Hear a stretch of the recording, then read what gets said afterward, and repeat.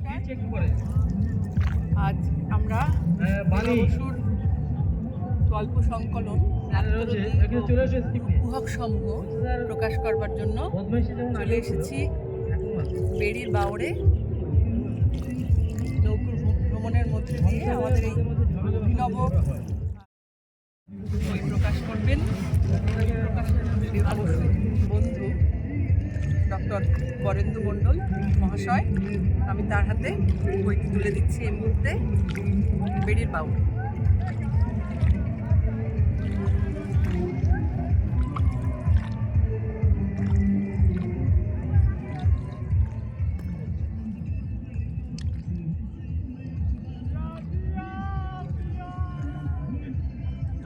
আমরা দেখতে পাচ্ছি দুই বন্ধু, তারা আত্মরতি ও কুহক সমূহ লেখক এবং তার বন্ধু ধরে বসে আছেন। অসাধারণ মুহূর্ত, অসাধারণ ভিউ, প্রাকৃতিক পরিবেশ অসাধারণ। এভাবে বই প্রকাশ কখনো হয়েছে কিনা আমার জানা নেই। একবার উত্তর ইতিহাসের একটা সংখ্যা একবার প্রকাশ হয়েছিল, সেটা কঙ্কনা বাউড়ে, বেড়ির বাউড়ে তো হয়নি। আজকে প্রকাশিত হলো বিশিষ্ট কবি, গল্পকার, সম্পাদক উৎপল কুমার মণ্ডলের গল্পগ্রন্থ আত্মরতি ও কুহক সমূহ। বিভা বসুকে আমি বিগত 3 দশকের বেশি সময় ধরে চিনি কবি হিসেবে। তার কবিতার এবং পেইন্টিংয়ের আমি ভক্ত, গুণগ্রাহী। কিন্তু কবি বিভা বসু যে ভেতরে ভেতরে একজন বড় মাপের স্বতন্ত্র ঘরানার একজন আখ্যানকার, তার পরিচয়কে আমরা পেলাম। আত্মরতি ও কুহক সমূহ গল্পগ্রন্থটি প্রকাশ করেছে কলেজ স্ট্রিটের দে পাবলিকেশনস। এখানে খুব চমৎকারভাবে বিভা বসু আমাদের ধরিয়ে দিয়েছেন তার আখ্যান ভাবনার সূচক বিন্দুকে, যেখানে তিনি বলছেন কথা সাহিত্যের প্রাণ হলো তার আখ্যান। এই আখ্যানের বাঁধুনিটা খুব জরুরি। তো আমি এই গল্পগুলো পড়তে পড়তে দেখছিলাম যে খুব চমৎকারভাবে গোল গল্পর দিকে না গিয়ে বা তথাকথিত গল্প বলার যে ঢং, গল্প বলার যে বিশেষ একটি পদ্ধতি, সেদিকে না গিয়ে আখ্যানের অন্তর্গত সত্যকে, ভাবনা বীজকে এই গল্পগ্রন্থের মধ্যে বিভা বসু ছড়িয়ে দিতে পেরেছেন। চতুর্থ স্মৃতি বা গোধূলি সন্ধির মতো গল্পগুলো যদি আপনারা পড়েন, তাহলে বুঝতে পারবেন যে সেখানে তিনি তথাকথিত আমাদের সমাজ থেকে তুলে আনা কয়েকটি চরিত্রের জীবনের একটি মুহূর্তের কথা তিনি ধরতে চান না, বরং একটি জীবনের সত্যকে তিনি আখ্যান বাস্তবতায় তুলে ধরতে চান। আরও ভালো করে বললে, আরও স্পষ্ট করে বললে, জীবনের যে দার্শনিক প্রতীতি, সেই প্রতীতিকে তিনি খানিকটা ছুঁতে চান। আমার ওর গল্প পড়তে পড়তে মনে পড়ছিল খলিল জিবরানের সেই বিখ্যাত লেখার কথা, জীবনের সন্ধানে। আমি আমার প্রিয় লেখক কবি খলিল জিবরানের এই রচনার অনুষঙ্গটুকু একটু আপনাদেরকে ধরিয়ে না দিতে পারলে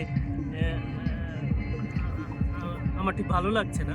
ফলে আমি দুটো লাইন একটু খলিল জিবরান থেকে আপনাদের শোনাবো। জিবরান জীবনের সন্ধানে নামক রচনায় লিখেছিলেন, আমাকে যদি জিজ্ঞেস করো কার জীবন আমার কাছে বেশি গুরুত্বপূর্ণ, তোমার না আমার, আমি বলবো আমার জীবন। তুমি হেঁটে চলে যাবে এটা না জেনেই যে তুমিই আমার জীবন।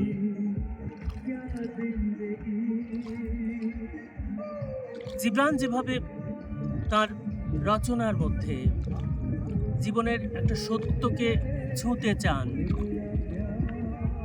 আখ্যানের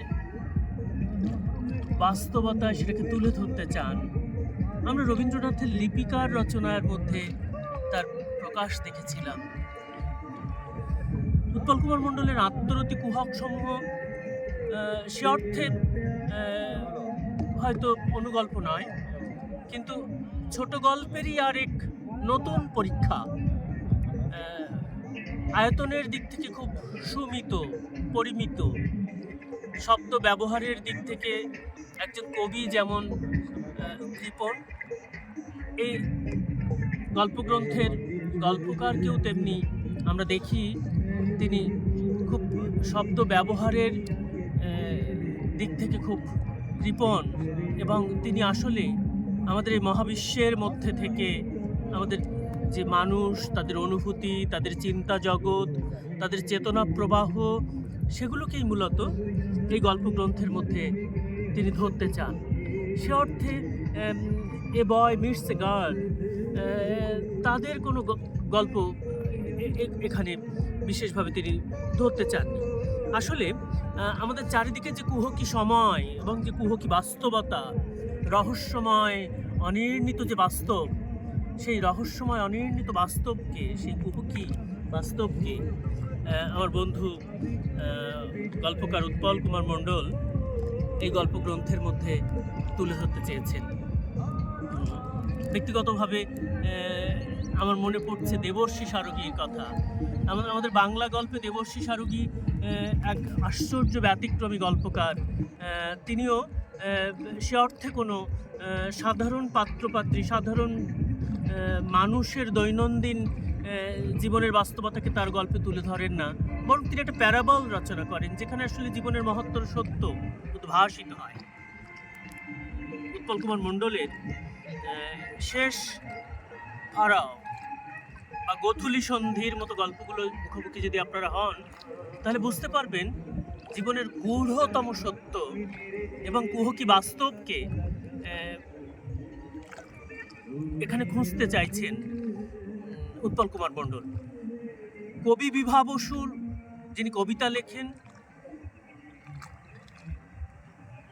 তুলি নিয়ে যে বিভা বসু ছবি আঁকেন, সেই চিত্রকর সত্তা এবং কবিত্ব সত্তার সঙ্গে আখ্যানকার সত্তা যদি মিলে যায়, তাহলেই হয়তো সম্ভব এমনতর গল্প লেখা। আপনারা এই আখ্যান বাস্তবতার মুখোমুখি হন, এই কুহকী বাস্তবতার মধ্যে বিভা বসু, গল্পকার উৎপল কুমার মণ্ডল আপনাদের আমন্ত্রণ জানিয়েছেন। আসুন আমরা সেই কুহকী বাস্তবতার মায়ায় আরেকবার মুগ্ধ হই। নমস্কার।